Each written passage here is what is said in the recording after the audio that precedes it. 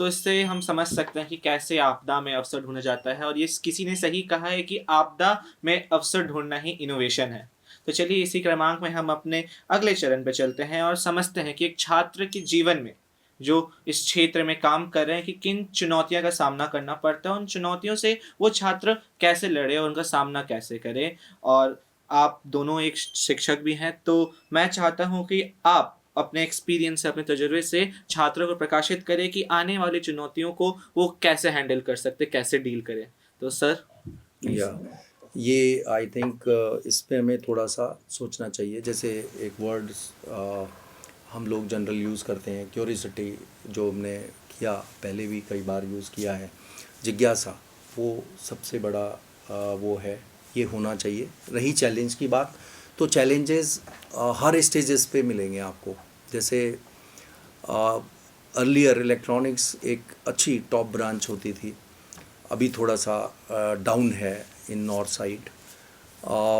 लेकिन मुझे लगता है कि ये ब्रांच क्यों इम्पोर्टेंट है, क्योंकि आप जो भी गैजेट्स, अगर घर में वॉशिंग मशीन देख लें, फ्रिज देख लें, गीज़र देख लें, जो भी गैजेट, मोबाइल फ़ोन्स, टीवी, है ना, कुछ भी, माइक्रोवेव ओवन, कोई भी आप यहाँ पर भी देखें, कैमरास देखें, ये सब जो लगा हुआ है, सब जगह automation is the primary deal. Yes, उस ऑटोमेशन का लेवल हो सकता है कि वो ज़्यादा हो या कम हो, तो जिस तरीके की कॉम्प्लेक्सिटी है उस तरीके का आपको स्किल सेट पर फोकस करना है। अब हमने, अगर हम कंप्यूटर साइंस को देखते हैं, उसमें भी कॉम्प्लेक्सिटी के अपने अपने लेवल हैं कि आपने खाली एक फ्रंट एंड बनाना करना सीख लिया एप्लीकेशन का, ठीक है, उससे आपकी जॉब तो चल सकती है, बट इनोवेटर अगर आपको बनना है तो आपको बारीकी से पूरा ही, जिसको फुल स्टैक डेवलपर कहते हैं ना हम लोग, वो सब हमें आना चाहिए। फ्रंट एंड भी आए, बैक एंड भी आए। हाउ फिग्मा एक टूल है यूआई यूएक्स डिज़ाइन करने का, और नेटिव रिएक्ट है, बहुत सारे मतलब लोग यूज़ करते हैं, है ना। तो हमें स्किल्स जो भी हम करें वो इस लेवल पर जाकर सीखें कि वो आप उसमें आपसे महारतता किसी के पास ना हो, तो आपको जॉब भी उस केस में एग्जैक्टली मिल जाएगी, बिल्कुल सही जगह।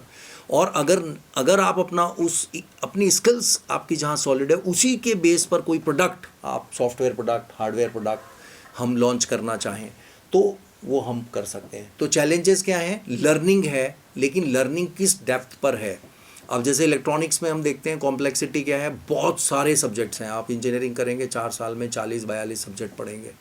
आपको डिजिटल सिग्नल प्रोसेसिंग है, कुछ लोग वो अपना एरिया बना लेते हैं, कुछ सैटेलाइट कम्युनिकेशन बना लेते हैं, कुछ लोग एम्बेडेड सिस्टम को अपना एरिया, कोई वीएलएसआई डिज़ाइन को अपना एरिया, कोई माइक्रोवेव इंजीनियरिंग को अपना एरिया बना लेते हैं। सिमिलरली हर ब्रांच में, मैकेनिकल में भी ऐसे थर्मल है, हीट ट्रांसफ़र है, कुछ लोगों ने थर्मोडाइनमिक्स के एरिया में चले गए, कुछ लोग ने थर्मल रिजर्वायर इंजीनियरिंग की तरफ कुछ कर लिया। तो हर डोमेन के ऐसे ही फार्मेसी चले जाएं, उसमें फार्माकोग्नोसी, फार्माकोविजिलेंस, है ना, और फार्मास्यूटिकल केमिस्ट्री, ये 3 डोमेन बन जाते हैं।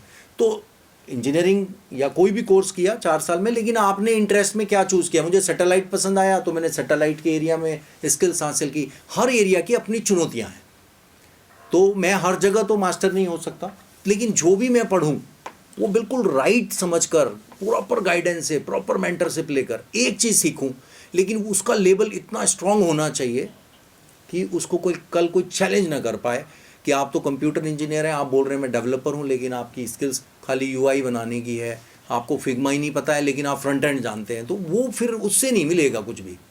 आपको पूरी स्किल्स लेनी पड़ेगी। ऐसे इलेक्ट्रॉनिक्स में भी देखेंगे 50 सॉफ्टवेयर हैं। प्रोटीएस जैसे आपको नहीं खरीदना है हार्डवेयर, तो मैं सबसे रिक्वेस्ट करूँगा कि जब स्कूल लेवल पर प्रोटीएस को वो मिलना चाहिए। फ्रिडजिंग है, ऐसे ऑनलाइन टूल्स हैं, वो फ्री में दे रहा है, लेकिन उसमें उतनी लाइब्रेरीज नहीं है। लेकिन प्रोटीएस अगर आप खरीदते हैं तो आपको कोई भी हार्डवेयर लेने की ज़रूरत नहीं है। सब आर्डिनो, जो भी कंपोनेंट आप चाहते हो, सेंसर्स, एक्चुएटर्स, एन वैरायटी के अवेलेबल हैं। आप अपना प्रोटोटाइप वर्चुअली चलाकर उसे टेस्ट कर सकते हैं, वेदर इट्स फंक्शनल और नॉट। जैसे हम अभी पूरा हार्डवेयर लेकर बैठे हैं, इससे बढ़िया प्रोटीएस यूज़ करो, वर्चुअल हार्डवेयर है। आप नेशनल इंस्ट्रूमेंट का एनआई का सीखें, आप जो है मैटलैब में जीयूआई इंटरफेसिंग कैसे हार्डवेयर के साथ करते हैं वो सीखें। तो बहुत सारे सॉफ्टवेयर्स हैं, इसकी कोई लिमिट नहीं है।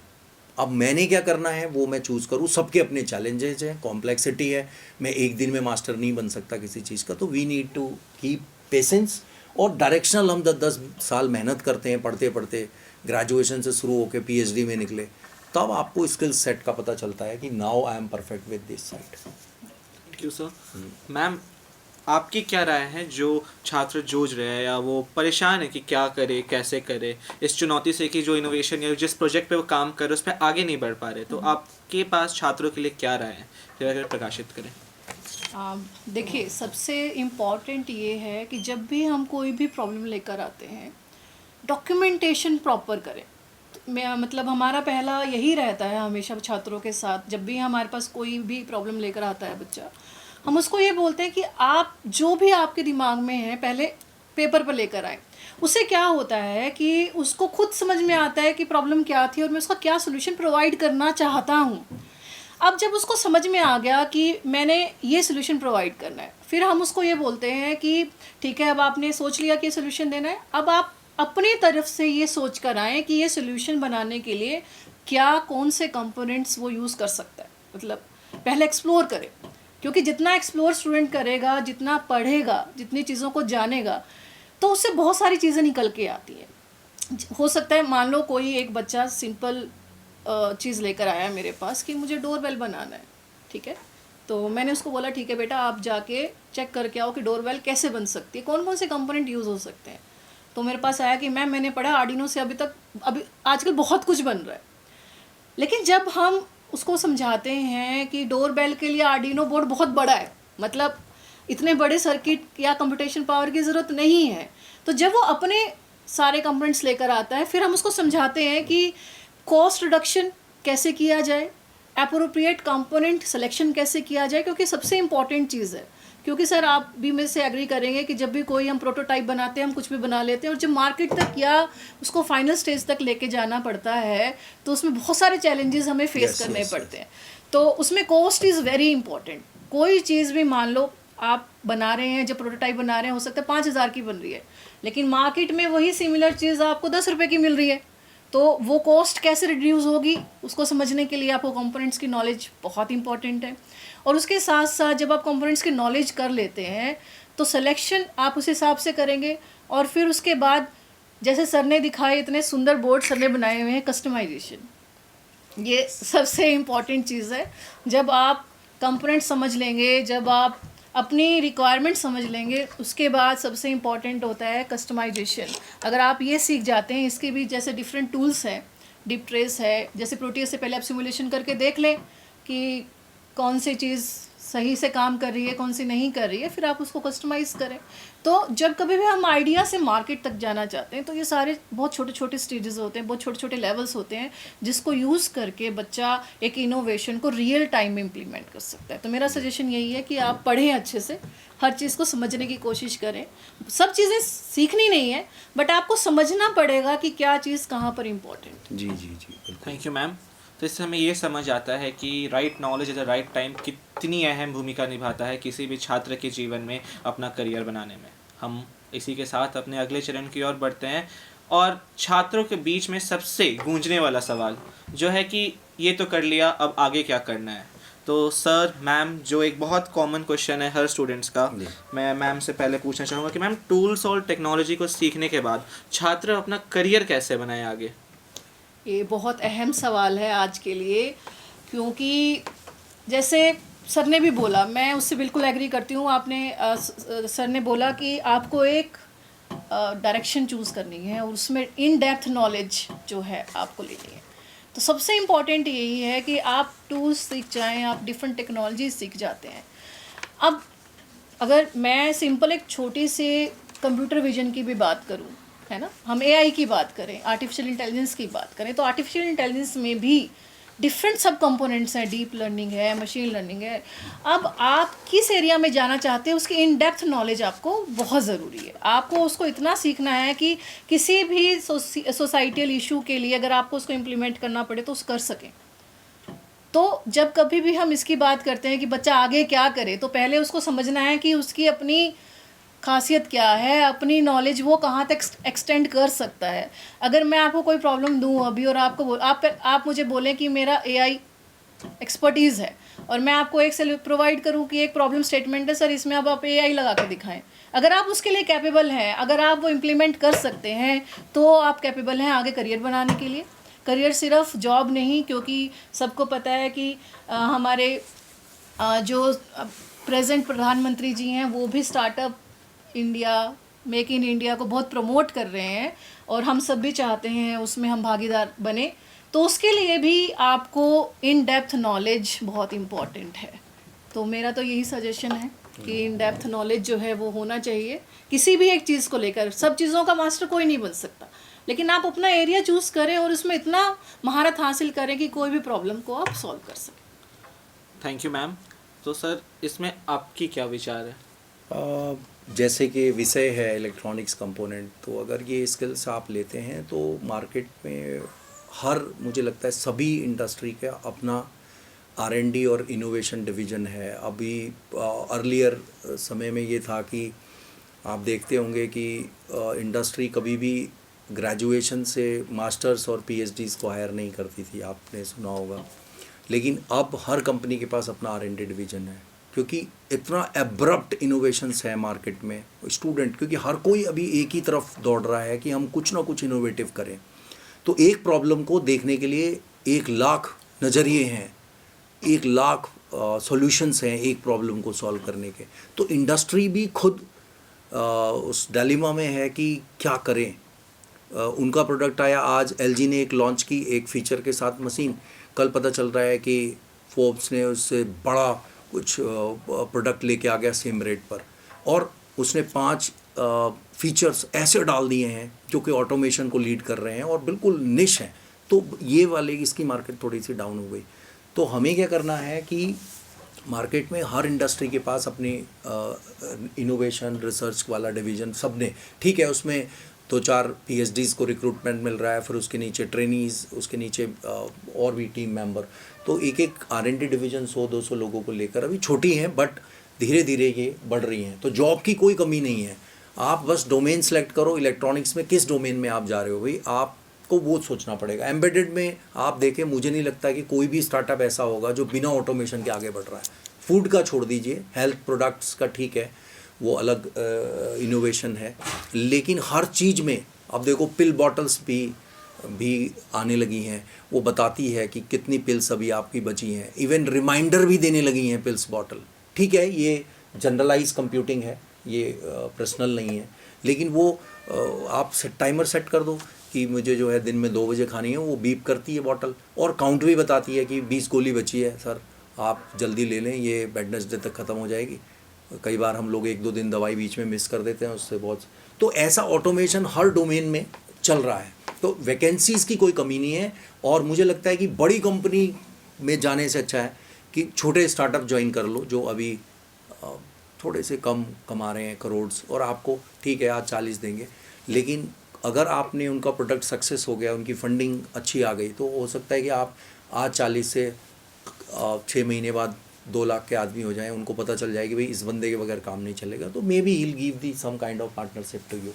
तो जॉब की कोई कमी नहीं है, बस स्किल सेट सॉलिड रखना है और चेंजिंग स्किल सेट है। ऐसा नहीं है कि ऑटोमेशन में आज हमने कोई सॉल्यूशन इससे बनाया तो वही कल हो सकता है कि इतना ड्रास्टिक है, कल दूसरा कंपोनेंट आ जाए मार्केट में। तो हमें वो उसके हिसाब से उसका स्किल सेट को अपडेट करते रहना है। Thank you sir.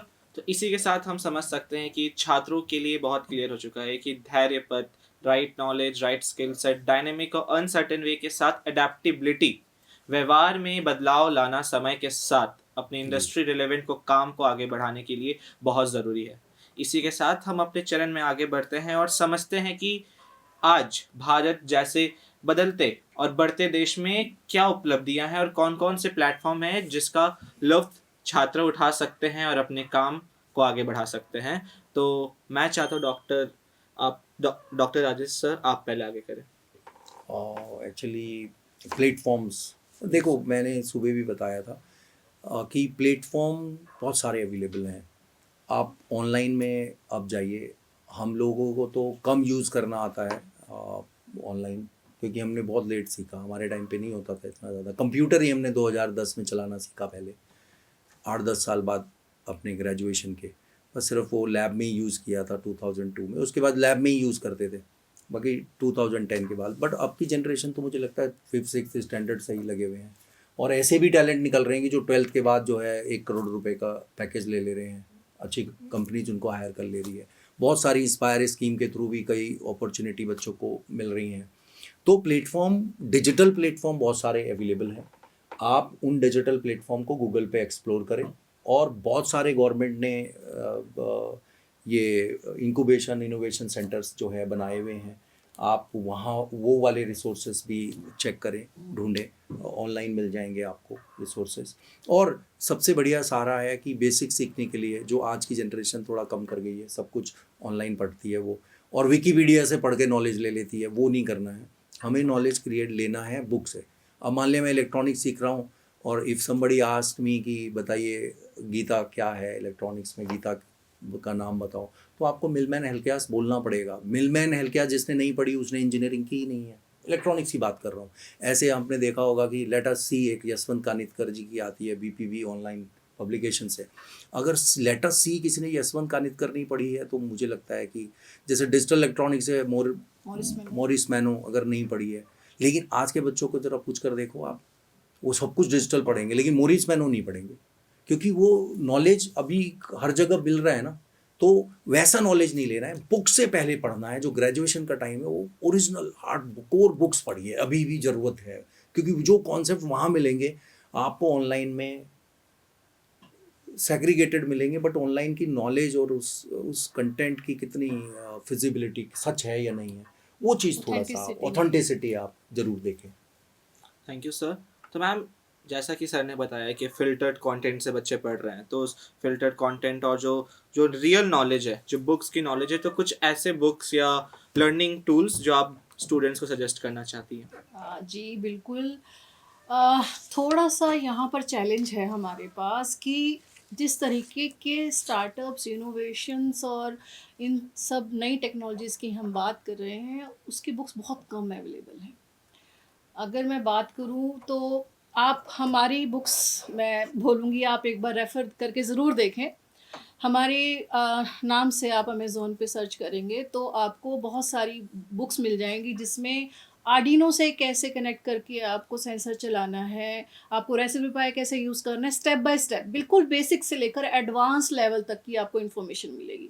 क्योंकि ऐसी बुक्स अभी गवर्नमेंट की तरफ से लॉन्च नहीं हुई हैं, तो मुझे लगता है कि आप उसको सर्च कर सकते हैं। हमारी काफ़ी इंटरनेशनल बुक्स हैं जो बाहर यूएसए में भी पढ़ी जा रही हैं।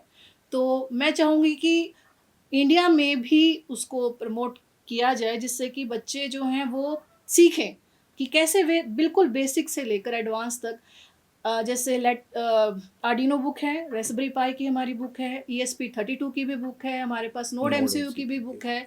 तो जैसे ही आप सर्च करेंगे, अमेज़न पे भी अगर आप डालेंगे मेरा नाम, तो आपको सारी बुक्स की सीरीज जो है मिल जाएंगी। तो आप वहाँ से वो रेफरेंस ले सकते हैं, और जो भी मॉड्यूल, जो भी प्लेटफॉर्म आप सीखना चाहते हैं, आर्डिनो सीखना चाहते हैं तो आप आर्डिनो की बुक ले सकते हैं, रास्पबेरी पाई सीखना चाहते हैं रास्पबेरी पाई की। इसके साथ साथ अलग अलग सोसाइटल इश्यूज़ और एरियाज़ को लेकर भी बुक्स हैं, जिसमें अगर आपको एग्रीकल्चर फील्ड में ही कुछ काम करना है तो उसकी भी बुक अवेलेबल है। अगर आपको ऑटोमेशन में काम करना है तो उसकी अलग से बुक अवेलेबल है। तो एरिया वाइज भी जो है डिफरेंट बुक्स जो हैं वो अवेलेबल है, तो आप उसको रेफ़र कर सकते हैं। ठीक है मैम, थैंक यू मैम। इसी के साथ छात्र समझ सकते हैं कि कैसे कन्वेंशनल नॉलेज ज़्यादा इम्पॉर्टेंट है आज के दौर पे, जहाँ फ़िल्टर्ड कंटेंट पढ़ा जा रहा है। अब हम बढ़ते हैं अपने आखिरी चरण की ओर, जिसमें हम पूछना चाहते हैं अपने विशेषज्ञों से कि आपके पास एक सुझाव जो किसी भी छात्र का जीवन बदल सकता है, एक ऐसी प्रेरणादायक बात जो आप छात्रों को बताना चाहते हैं जो इस व्यवहार में काम कर रहे हैं और अपना करियर बनाना चाह रहे हैं। आई थिंक डॉक्टर नीता को ये बताना लेना चाहिए क्वेश्चन। हाँ सर, मैं बस एक ही बात कहना चाहूँगी कि बच्चे मार्क्स के पीछे ना भागें। तो जो सबसे ज़्यादा मैं बच्चों को बोलती हूँ हमेशा, कई बार बच्चा आता है मेरे पास, मैम ये मैं इस प्रोजेक्ट में लगा हुआ था, इसकी वजह से ना मेरी परसेंटेज कम हो गई। मैं पूछती बेटा कितना परसेंटेज आया? 85, 90 नहीं आ पाया, या फिर 80 आ गया, मेरा 90 नहीं बन पाया। तो मेरा पहला सुझाव बच्चों को यही है कि बेटा बच्चे कभी भी मार्क्स के पीछे ना भागें, क्योंकि अब जो एरा आने वाला है आगे, वो मार्क्स के ऊपर डिपेंड नहीं करता, वो आपकी नॉलेज, इन डेप्थ नॉलेज की बात कर रहे हैं। अब मार्क्स ऊपर नीचे क्यों होते हैं? अब हो सकता है कि क्लास में 2 सब्जेक्ट ऐसे हैं, या तो टीचर आपको पसंद नहीं आ रहा या सब्जेक्ट आपको पसंद नहीं आ रहा, तो आप उसको उसमें पीछे रह गए। लेकिन हो सकता है कि एक सब्जेक्ट ऐसा है जिसमें आपके 99 मार्क्स आ रहे हैं, जो बाकी सबको कवर कर रहा है, तो आप उसमें अपना करियर बनाएं जहां आपका इन डेप्थ नॉलेज आ रहा है। तो सबसे इम्पॉर्टेंट चीज़ ये मैं पेरेंट्स को भी बोलना चाहूँगी, और मैं बच्चों को भी ये बोलना चाहूँगी कि बिल्कुल भी मार्क्स के पीछे ना भागें और अपनी नॉलेज को एनहांस करें, अपने स्किल्स को इम्प्रूव करें। Yes. क्योंकि जो स्किल है, टाइम टू टाइम अपना इम्प्रूव जितना ज़्यादा आप कर सकेंगे, बच्चे तो फिर भी यंग हैं, हम अभी भी, मुझे लगता है कि मैं खुद, अब अगर मैं अपनी बात करूँ तो पिछले 10 सालों में मैंने अपनी स्किल हर साल नई नई इम्प्रूव की। इसी वजह से हो सकता है कि हम इनोवेशन की बात आज इस प्लेटफॉर्म पे बैठ के कर पा रहे हैं। तो अगर आपको इनोवेटर बनना है, अगर आपको कुछ नया करना है, कुछ अलग करना है, तो आपको मार्क्स के पीछे नहीं भागकर स्किल्स के लिए, इम्प्रूवमेंट के लिए बात करनी है। खूब कहा है मैम आपने, इसके लिए थैंक यू।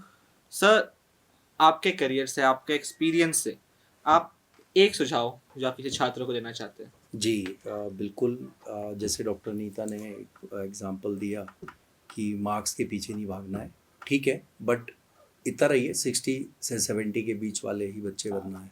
हाँ, मेरा first मानना है division। 90 95, फिर आपको ना लोग अलग नज़रों से देखने लगेंगे, और उसको मेंटेन करना, एक बार 90 ले आए तो पूरी उम्र जब तक पढ़ रहे हैं ना, तो वो 90 के लिए आपका प्रेशर हमेशा रहेगा।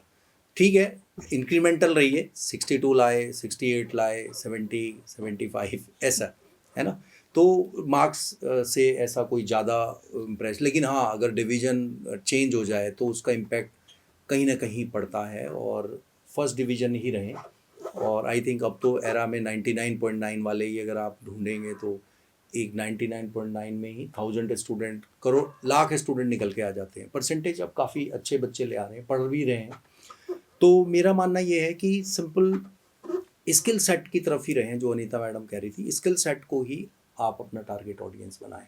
और एडाप्टेबिलिटी जो वर्ड है, भाई मेरा डोमेन बायोटेक्नोलॉजी है, मैं एआई क्यों जानूं, ये सबसे बड़ा चैलेंज है। अभी जैसे आप देखेंगे हमारे पास मास कम्युनिकेशन के बच्चा बैठा हुआ है जो हमें असिस्ट कर रहा है।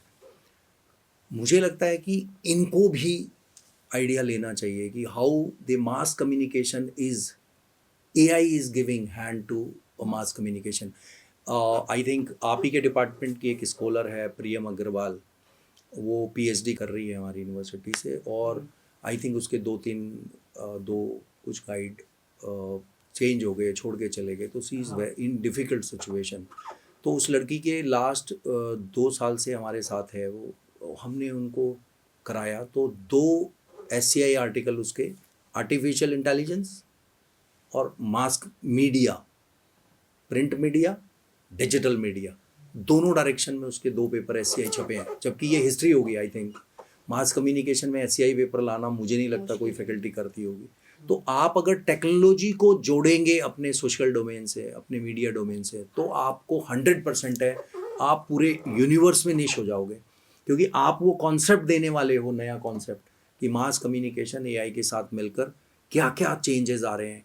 अभी आप बैठे हो, आप सुन रहे हो हमें, क्या यहाँ पर एक छोटा सा कोई गैजेट या डिवाइस इसके कैमरा के साथ लग जाए, जो हमारा ये फ्रेम और वो सब हम खुद ब खुद सेट कर ले, और मेरा जैसे पोस्चर, अगर मेरा हाइट अप डाउन हो रही है कभी, तो ऑटोमेटिक अपने सिस्टम को एडजस्ट करे। फ्यूचर में होगा ये। अभी आपने देखा होगा वो मोबाइल वाली स्टिक आती है ना, तो आप देख रहे हैं कि उसको कहीं भी घुमाते हैं तो बैलेंस होके आपकी तरफ फोकस करती है। तो एरा ऐसा है कि ट्रांसडिसिप्लिनरी सोचने का है, तो ऐसा नहीं है कि स्किल को देना है हमने बढ़ावा। अब AI का ज़माना चल रहा है, तो क्यों नहीं हम कोडिंग ना करें, बट फ्रेमवर्क क्रिएट करें कि इस तरीके का फ्रेमवर्क AI का आ जाए तो मेरा जो ये रिकॉर्डिंग मीडिया है ये इम्प्रूव्ड हो जाएगा। तो उसके लिए फिर हम इंजीनियर को आपके साथ जोड़ेंगे और मास कम्युनिकेशन एक बूम पर आ जाएगा कि भाई मैंने एक नया डोमेन में एंट्री की है और मैं AI को समझ रहा हूँ। कोडिंग नहीं कह रहा हूँ करने के लिए, कोडिंग कंप्यूटर वाला ही करेगा, framework you need to create. तो ऐसा करके हमें लगता है कि सभी का भला होगा।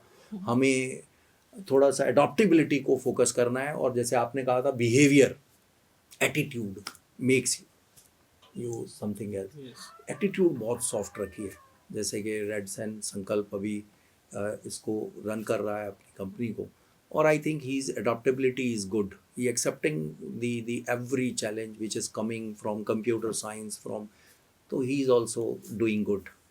तो ऐसा बनना है, बनोगे तो आपको फिर हर कोई आपको अप्रिशिएट करेगा। बट अपने डोमेन में रहोगे, अपने घर में, तो फिर नहीं कुछ होने वाला है, फिर तो वही रहेगा कि मैं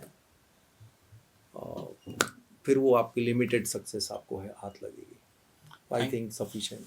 थैंक यू सर। तो इसी के साथ छात्रों को जो हम संदेश पहुंचाना चाहते हैं ये है कि एडेप्टेबिलिटी, बिहेवियर चेंजेस और ट्रांजिशन पीरियड को समझे, नई चीज़ों को बढ़ावा दे विद ओपन आर्म, वो एक्सेप्ट करे बदलाव को। टेक्नोलॉजी, इलेक्ट्रॉनिकल कंपोनेंट्स काम को सरल बनाते हैं, उन्हें सीखना कोई बोझ नहीं। इस समय ज्ञान का बोध होना ज़रूरी है, या ना ही आप किसी दौर में रहे। दौर से निकल के सीखने पे ध्यान दें। इसी के साथ मैं अपने वक्ता को धन्यवाद कहना चाहूँगा उनके मूल समय और उनके ज्ञान के लिए। Thank you ma'am, thank you sir. Thank you. और इस एपिसोड को जो भी छात्र देख रहे हैं, मैं आशा हूँ कि आपने आज कुछ जरूर सीखा होगा, और जो भी सीखा उसे देश के विकास के लिए, समाज कल्याण के लिए आप जरूर प्रयोग करेंगे। धन्यवाद। Thank you.